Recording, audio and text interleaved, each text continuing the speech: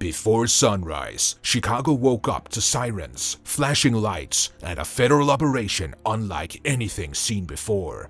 This is the story of how ICE, DEA, and FBI raided a massive migrant trafficking network and uncovered 4.3 tons of drugs hidden in plain sight. At 5:30 in the morning, while most of Chicago was still asleep, engines rumbled through thick fog. Federal vehicles rolled quietly into neighborhoods like Little Village, Cicero, Joliet, and Bridgeview. ICE tactical teams, backed by the DEA, FBI, Homeland Security, and Chicago Police, moved fast and without warning. Doors were breached, commands were shouted. Families stood frozen as agents announced federal warrants. This was not a routine operation. This was the beginning of Operation Midway Blitz. The operation was ordered after weeks of rising violence across the Midwest. Investigators noticed a troubling pattern. Drug seizures were increasing, illegal weapons were showing up in unexpected places, and intelligence reports suggested that illegal migration routes were used for more than just human smuggling. Something much bigger was happening under the surface. In just 2 weeks, more than 550 suspects were taken into custody. Many came from Mexico, Guatemala, Honduras, and El Salvador. Some had long criminal records. Others were newly arrived migrants with no history at all. But as the sun rose over Chicago, agents realized this was not just an immigration sweep. It was the first strike in a much larger war. Inside homes across Chicago's South Side, agents uncovered shocking evidence. Closets and basements held hidden compartments. Walls were thicker than normal, hiding secret rooms. Inside them were stacks of cash, fake passports, encrypted phones, and weapons wrapped in plastic. Drugs were everywhere. More than 180 pounds of methamphetamine, 62 kilos of cocaine, handguns, shotguns, and AR-15 style rifles, many marked with Mexican shipping codes. What started as enforcement turned into a full-scale cartel investigation. At the command center near Midway Airport, evidence piled up quickly. Laptops were still logged in, phones buzzed with messages written in short, cold sentences. Shipment confirmed, payment cleared. Analysts followed the digital trail south. The messages led back to Mexico, through Texas and Missouri, and straight into warehouses and safe houses in Chicago. By the end of the first day, investigators reached a chilling conclusion. The Jalisco New Generation Cartel, also known as CJNG, had deeply infiltrated the Midwest. Illegal immigration was not just the movement of people, it was camouflage. Cartel couriers were hiding among families, workers, and asylum seekers. Their orders were simple: move drugs, move money, stay invisible. Within hours, the Department of Homeland Security raised the threat level. Tactical teams went on non-stop standby. FBI cyber units traced burner phones. Border Patrol intelligence linked the network to safe houses in Texas and Mexico. Red markers began flashing across the operations map.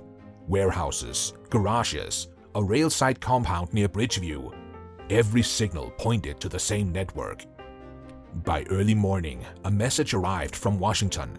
Prepare for simultaneous strikes. At 3:42 a.m., the command center went silent. 5 targets, 5 teams, 1 order: execute. Armored convoys rolled through wet industrial streets. A DHS helicopter circled low, using infrared cameras to spot movement. At the first target, agents stacked against the steel door. A flashbang exploded. The raid was on. Inside, chemical fumes burned the air. Barrels labeled as industrial supplies leaked bright liquid across the floor. A gunman opened fire from above. Agents returned fire with precision. In under a minute, the threat was neutralized. The site was secure. Across the city, another team moved through a rail yard safe house. They found bulletproof vests, encrypted radios, and boxes of fentanyl pills disguised as candy. A hidden tunnel led to a van built for long-distance smuggling, with false panels designed to fool inspections. Then came the toughest fight. In Brighton Park, agents faced a fortified structure built like a bunker. Cartel enforcers fought back with military coordination. Grenades rolled across the floor. One exploded near the entrance, injuring an agent. A SWAT medic pulled him to safety as the team pushed forward. Shell casings hit the floor like rain. After intense fighting, the building was cleared. When the dust settled, the numbers told the real story. 4.3 tons of narcotics were seized. 37 firearms were recovered, including grenade launchers. 15 cartel suspects were captured alive, and not a single civilian was harmed. As dawn broke, armored trucks rolled back toward headquarters. Chicago was scarred, but breathing again. But the operation was far from over. Inside the command center, agents worked non-stop. Phones, laptops, and ledgers were analyzed one by one. What they uncovered was even more disturbing. This was not just a drug ring. It was a full criminal infrastructure built to blend into everyday American life. CJ&G had created a shadow economy inside Chicago. Fake storefronts, auto shops that fixed nothing, laundromats that never washed clothes, trucking depots that moved more cash than cargo. These businesses funneled money through small transfers, quietly sending millions to Mexico and beyond. Investigators noticed a pattern. For every group of migrants processed in the region, at least one had direct or indirect contact with cartel-linked employers. Some were paid to drive shipments, others acted as lookouts, some simply vanished after crossing the border. One investigator summed it up clearly: they did not just enter the country, they embedded themselves. They became ghosts. The federal response was fast and precise. FBI cyber units broke into encrypted devices.